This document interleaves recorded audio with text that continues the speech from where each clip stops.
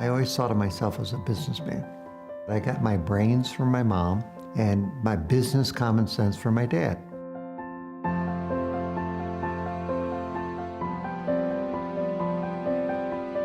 My first business was this paper route at the age of 9. I was the youngest paper boy in town.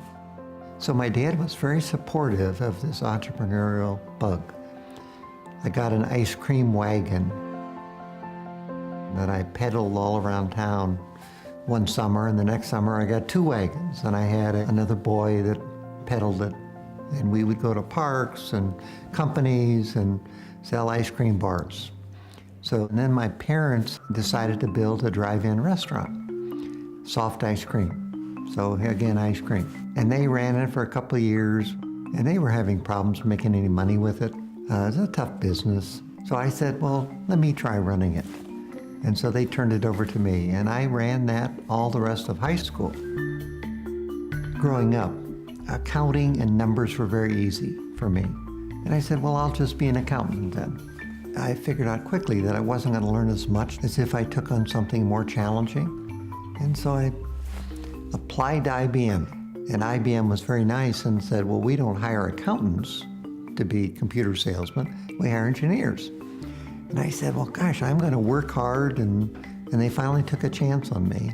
And 3 years after I joined, I was the leading national computer salesman for IBM.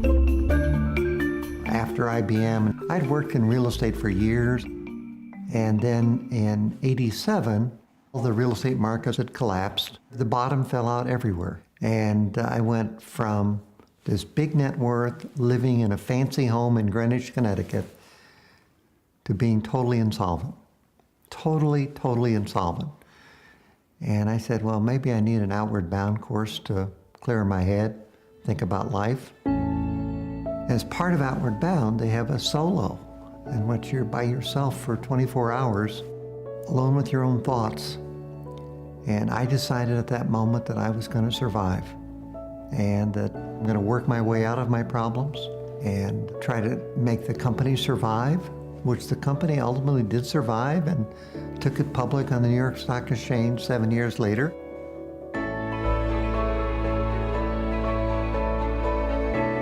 We've now taken our company from revenue of $30 million in 2009 to a run rate now of $1.2 billion.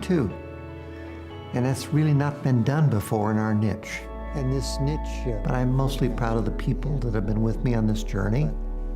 Successful people need to give back, and Horatio Alger members give back.